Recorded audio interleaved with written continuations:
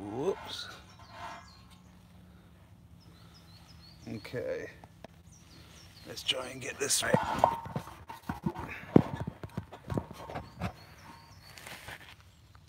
I think that's about right. No, maybe a bit higher. Hello, Louis Tyler.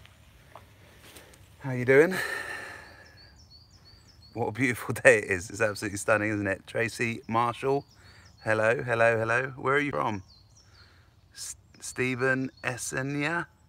Kelly Dunmore. Where are you guys all from? Let me know. I have changed my mobile phone provider, and this could be the worst mistake I'm ever making, or it could be the best evolution of the project.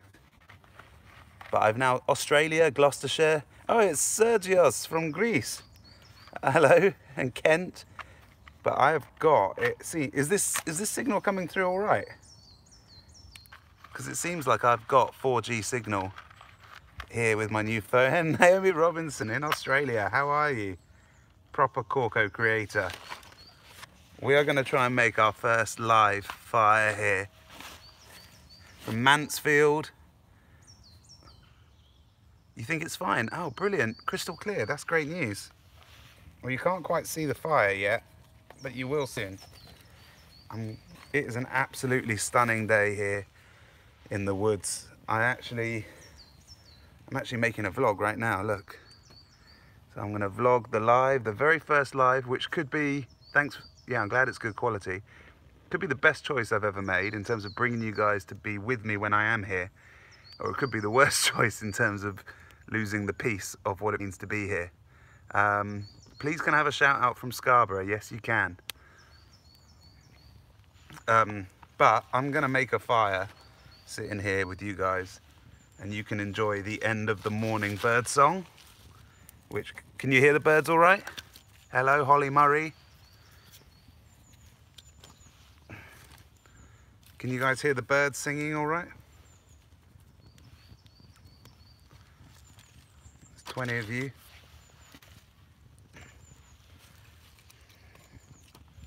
You can see where I'm building the fire, but until it's a bit bigger, you won't really see it.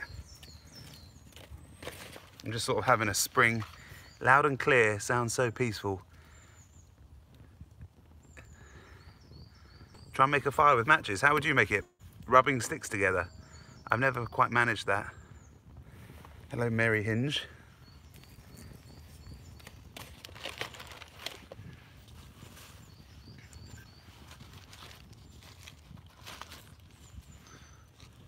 Let's see if I can get you to see a little bit more of the fire itself. Oops. There we go. But it's so low. Be able to hear a bit of the crackling coming through. It's been weirdly warm in England the last few days. And we're kind of almost getting spring, but still in February.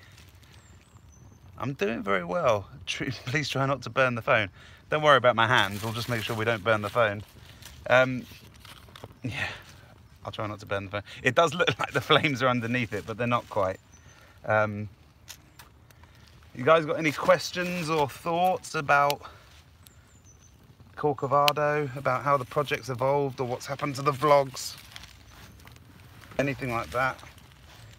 Or if you'd rather just be quiet and listen to the stuff? The birds, the fire, and that's fine too. We're definitely, oh, I missed that. These things disappear, the comments disappear very quickly.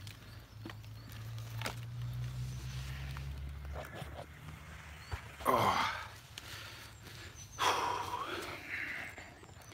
How long have you been living there for? I'm not currently living in the woods, although I first came in here about 2 years ago. And did live in here for a year, which is season 1 of Corcovado, which you can see. It's not my ring, by the way. I just found it in the hut, so I'm wearing it so I don't forget to take it with me. And now I'm trying to be back out in, whoa, I'm getting smoked out. Now I'm trying to get back out in the world and do work and try and apply some of the ideas that, some of the thinking, some of the ecological ways that we've learned through being out here, back into the world. And I must admit, I've kind of lost my rhythm with being here a little bit by doing that, but I'll find balance in the end, I'm sure. And so being here today is the first sort of attempt at sort of, I don't know, finding a reintegration. And I don't know whether doing things like these live videos, whoops, I made a mistake, is going to be a good idea. But let me know if you enjoy them. It's a good way to interact with you guys. And also have some company when I'm making a fire. It is unusually, oh, I can get the comments back, that's good. Do you own that land? No. And what is Corcovado? Okay, there's some catching up to do here. I don't own this land, no. It is owned by a family that own a lot of land in the area, and they let me rent it off them, 25 acres. Because they like the thinking I'm doing, they like the contribution I'm making with helping people connect to the land and to nature. And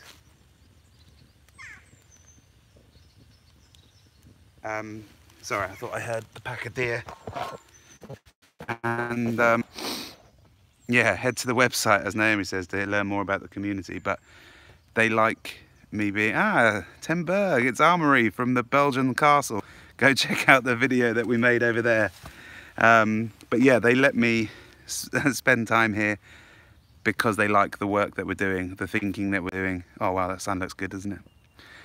And yeah, so I rent these 25 acres. I'm allowed to have a little hut, like a woodsman's hut in the woods. And I come and visit now and again. Well, I'm trying to get the rhythm back to sort of weekly, but that's not been how it has been for the time being. Any plans to come to the northeast of England? Live in Hartlepool and miss your Newcastle and Bridlington meetup.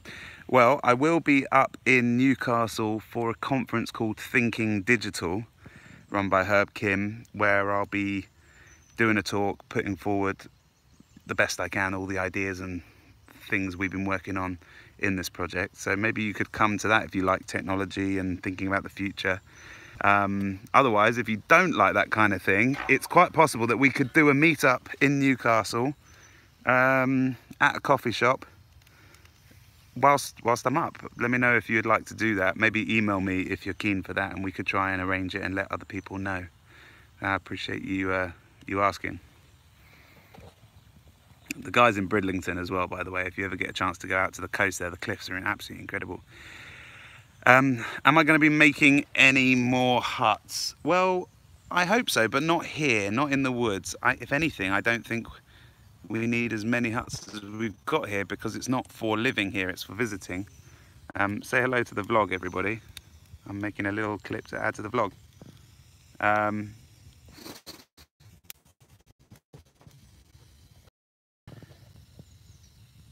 Okay. Hello, Dave from Ireland. Valentina Galvan. Tracy just missed it. Hi, Mum. Okay. Okay. Let me get the video camera back out again. Hi, Mum. I'm on TV, mate. That's great. Yeah, I forgot what I was saying now. Apologies. Too many things going on at the same time. Fire's going good. Yes, I am able to move the hut. They're on wheels. Although, I have to say, the wheels on this one fell off when we were moving it, so we need to add them back on. But if you look at the little square hut over there, I don't think I can zoom in, can I? No. But that you can see that's on wheels, and that means that we can move it whenever we want, which is great. It's difficult to build huts in here, so I was actually just saying into the vlog a few minutes ago that we've got these brackets here. They're ready to build another square hut like that one, but it would be better, like you just saw someone comment, Armory from Belgium, who's one of the hosts in the network. It would be better to give those brackets to someone who wants to build a hut and create another node in the network. And as Naomi said, go to the website if you want to understand more about how the network works. Because basically through these videos, through making these content and having this lifestyle, I've connected with lots of other landowners and creatives, artists, musicians that want to have spaces like this and to think about the world in a different way. But you're at work at the moment. Yeah, I totally get that. I've been getting busier and busier, which has made it harder and harder for me to spend time out here. This is actually the first day, I'm not even here all day, but this is the first bit of time that I've spent back out here in the new year since the tour. But damn, it feels good. I missed that comment. How do I get that back? Oops. What's your ultimate goal for Corcovado? That's a great question. Well, Corcovado is a rainforest in Costa Rica, which inspired me. It's the most biologically diverse place on the planet. So if you had to call it a goal, my goal would be for the world to be flourishing in diversity, both biologically and in our mindset and in how we think about creativity and intelligence and expressions of humanity. But what that really means is I don't have any clear specific goals, because the way that nature works is it's a symbiosis of engagement between a system, like a person, and the environment that they're in. So my main goal is to stay engaged with the flow of life. And so that means that on a practical level, as people come to me, as Armory reaches out to me on Instagram from Belgium, as Naomi does from Melbourne in Australia, as the woodsman from down the road says he offered to help, I try to just fold everything in and embrace all the good strength that comes, the diverse contributions that come in, so that we can actually get somewhere together. Yeah, Naomi has posted the corcovado website if you want to learn more. I don't know where Alfie is. You should ask him. I'm not his keeper, but I'm sure he'll be back here again soon. Ah, nice. Do I have any nodes in Canada yet? Not officially. I've not been and recce'd a place. Well, do you think that will ever happen and the human race will eventually catch up? And do you think we will... Some of these comments are too long for me to see before they disappear. How do I get them back? Okay. Wait, okay. Firstly, any nodes in Canada? Well, two amazing girls came over from Canada to help build the Square Hut. And they have said that they would be up for creating a node in Canada on the East Coast. Moxie Munchies, you can see her on YouTube, but we haven't actually set it up and haven't actually added it to the map yet.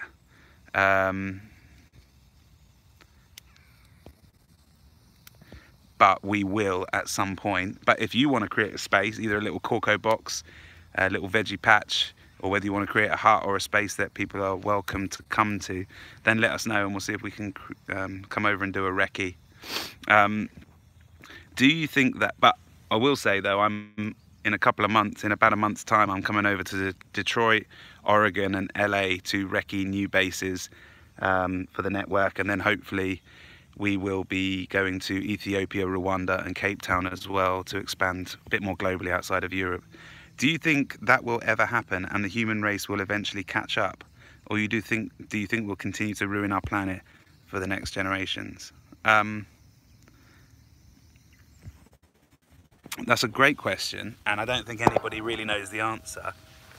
But we do absolutely have to hold that in our minds, because those are the stakes. If you look at all, whether we're looking at how many crop rotations are left, whether we're looking at soil erosion, whether we're looking at carbon dioxide and global heating, well, whatever we're looking at, sorry, I got smoked in the eyes, there are some big issues that we have to face in this generation. And I would say that currently our trajectory is to completely destroy the planet for our kids.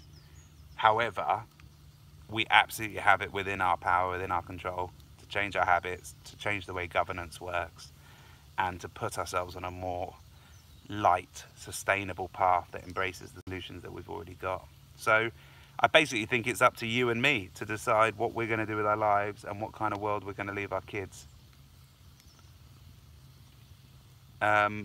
What is my job? Well, it depends what you mean by job, because if you mean by job, what do I do for money, then I spend about 2 to 3 days of my week coaching entrepreneurs who are growing their businesses and structure to scale further and to support their visions. I do public speaking and I do the odd YouTube deal. But my real mission is to try and follow this project as far as it will go, as far as it has life and facilitates life within it, within our creative community of creatives and landowners all around the world thinking about how we do life differently. So I see that as my vocation. You could see that as my hobby. It depends how you think about the nature of work, but good question. I've got to bring this closer to look at some of the questions. Dave, you're a legend, like what you're doing and living out in the wild. I think it's awesome. One day I'll set my own hut. I think people are going to ruin this planet, but the government do not care. I don't know if the government don't care. Maybe they don't.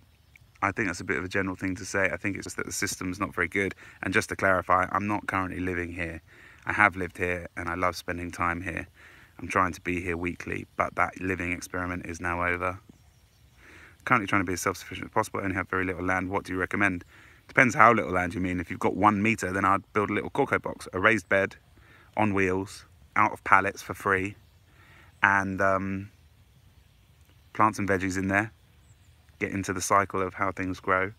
Put some wild seed around it so that you can contribute to biodiversity, and build a little seat on the side so that you can sit there and, like I am now, sitting fairly quietly in nature, just chatting to you guys. As a business owner, would love some vlogs on your business coaching side of things. Okay. Yeah, I mean, if you guys want to hear some stuff about business and what I'm doing to coach some of these young leaders, then we could do that at some point. Let me know if some of you guys share that view. I could even show you some of the businesses that I'm advising and helping, and show the kind of things that I've been doing to help them grow. In here we got deer and we've got rabbits, and then on a smaller level you've got loads of bees. Not loads of bees, but hornets we found last year. You've got frogs, depending on the season. Am I homeless? You're a bum. Are you homeless? You're a bum. Okay. So, doesn't necessarily expect to be like building a home or raising a family if we get that far in the woods. But I think it's a really important part of family life to get out into nature, whether that's National Trust or a spot like this, and to engage with nature.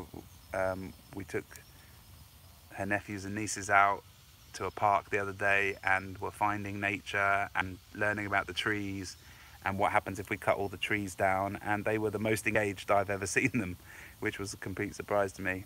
But yeah, I mean, I think with regards to can a family do it, everyone's preferences are different. So I would just say start small and begin experimenting. Grow a little thing in your garden. Maybe then think about adding, if you don't have a garden, see if you can join a community allotment. Try and go on a holiday, stay in a cabin or a hut, see if you enjoy that, see if the kids enjoy it. Go for walks in nature and just build up this part of your lifestyle. I live on and off grid, and mainly on at the moment, even more so with doing live streams whilst I'm out here.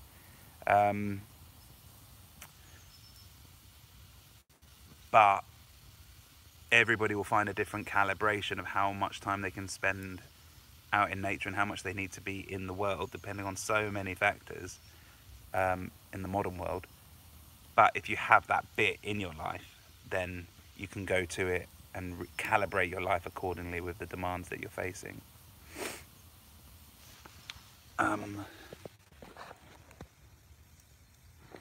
How do you keep refrigerated? I don't really. When I come in here, I just kind of shop for the few days that we're going to be here and go from there. We don't really try and keep stuff, and in the winter it all stays cold anyway. Just watch for ticks in the USA. I'm not in the USA, so we'll be all right without ticks.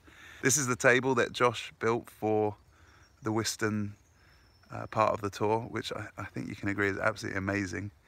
I love it when people take pride and care over what they're doing. That was just pallets before he did it.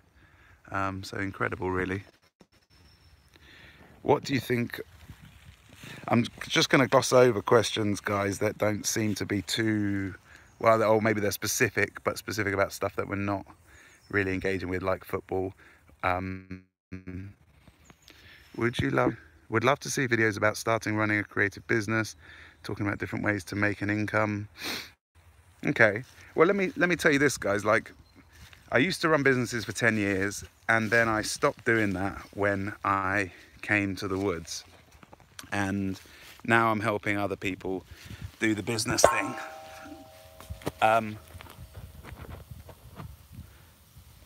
But I am now trying to think about money again and make sure that I am earning enough of a living.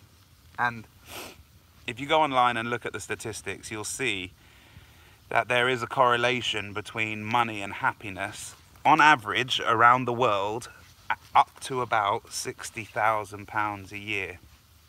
So anybody who's trying to work hard to earn money to provide for their family and put a roof over their heads, and they're earning less than 60 grand a year, which most people are, it makes sense, because the more you earn, as long as you don't ruin your health or ruin your relationships, which is a challenging thing, it can actually make your situation better.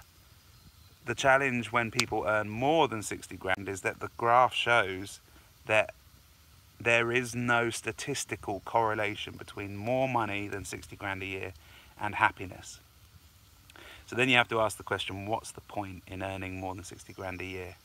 So my goal this year is to try to earn between 25 and 60k, but to try to do it in a way where I still keep a couple of days free a week, so that I'm able to spend time doing other things, thinking over the long term, like they did in the Renaissance, where artists like Da Vinci and Michelangelo were housed out in nature, on estates by the families like the Medicis, who allowed them to think about longer term projects, longer term problems in society, and basically try and build wisdom in society rather than just selling all of their services to the market. Because when you think about it, anytime you get paid for something, people want it quickly. It's generally you're getting paid because businesses want your services now. But when you don't do things for money, when you do work that's outside of the market, you can work on the things that you believe in, that you think will help the future. So I'm trying to protect a bit of that time, but also make a living so that I can pay my bills and build a future for myself and any future family I have.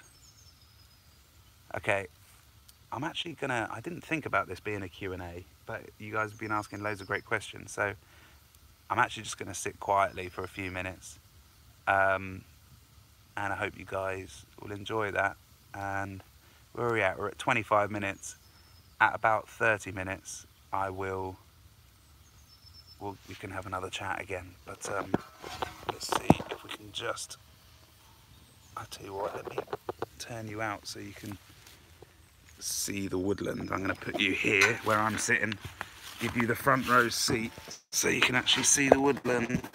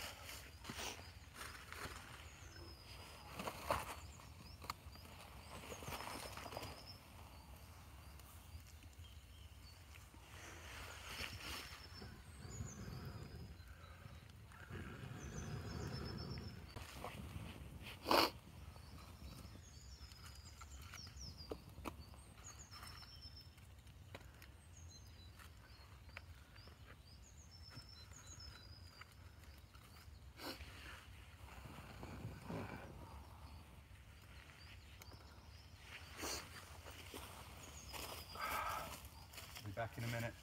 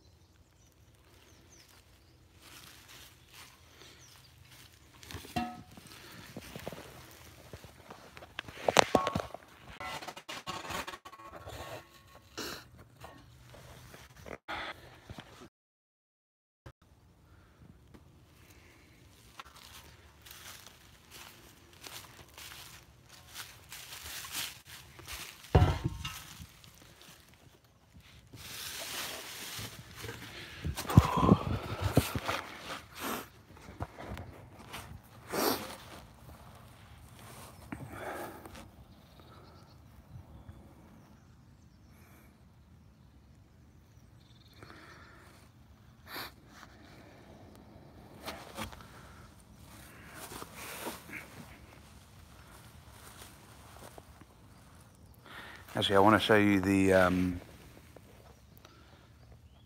ground, because you can see the shoots are beginning to crop up now. These are all going to be bluebells. This whole wood here, you can see the little green bits. It's all going to be a massive bluebell woodland, which is absolutely stunning. In fact, I'm going to give you a bit of the sun. You can see a bit of the sun. So let's do some more questions if you want, guys. I'm probably going to go in a couple of minutes, make a drink, and carry on with the day. Do you feel lonely from time to time living in an isolated place by yourself? I would if I lived here and I forced myself to stay here, but I don't currently live here anymore. I just visit. This is the first time I visited this year, and I plan to do it more like weekly, and have some more gatherings and stuff here. But it's all supply and demand, isn't it? When you live a busy life, having a bit of peace like this, you don't feel lonely, you're just very lucky for it. I think somebody asked, am I going to do another book? Possibly. If it comes up, you know, I think, but to be honest, I'm more likely to do another book that is with others. So I believe that the future that we need is not about people telling their individual story as sort of like, as if they're doing it all on their own. It's about people getting together and solving things together. And so I'd be more likely to collaborate on a collective Corcovado book probably than doing my own handbook again.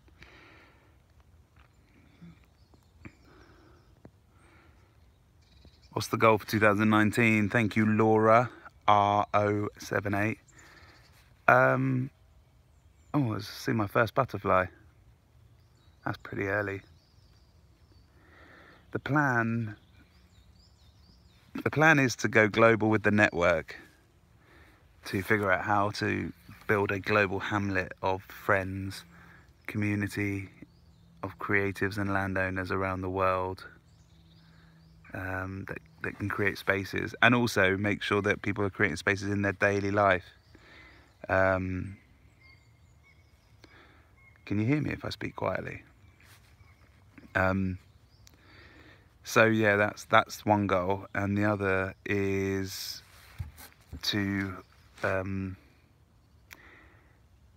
I have ideas about how we need to move beyond the nation state, about putting my academic work at UCL on how intelligence works into the political system to try and get it up to date, because I think the political system of nation states is the bottleneck for what is preventing us from putting the right policies through, and having the right system of engagement. We haven't even scratched the surface of democracy yet. So in May I'll be releasing that talk and the film from last year and the EP from the song that we made whilst on tour around Europe, and that's one big moment. And then the tour in November is another big moment. So I guess those are the goals, to deliver those well, make sure we protect what it is that we have made together, because it is special and a lot of people seem to get a lot of value from it. Someone asked, am I going to start a business to get my 60k? Effectively, no. I already have a business, like probably on course to make about, I don't know, 30k this year so far. And that business, you can see it on my website, daveerasmus.com. It's just coaching growing entrepreneurs, public speaking about the stuff I care about, doing the odd brand deal when the right ones come along, like with Shivas Venture, who I'll be with in a few weeks. So they're doing this big social entrepreneurship thing, but they pay me to make those videos, which helps. And then I make 50 quid here, 10 quid there, 100 quid there from doing the eBay stuff. I don't know if you guys are enjoying the eBay thing, but if I'm honest, it's absolutely given me the love back for making videos. I'm absolutely loving it. Yeah. Hello, Raw Becca. Value is in time. Well, I agree. That's all we're ever trading to get money, is our time. We do something that we wouldn't otherwise probably do for someone else because they're incentivizing us to do it, essentially trading our time and skill in.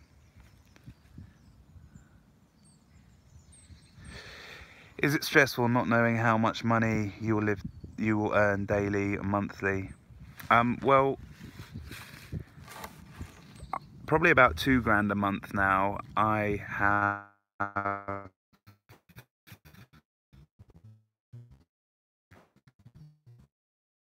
committed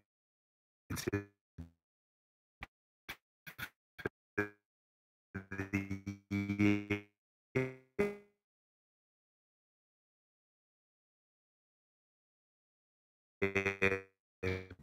because I work with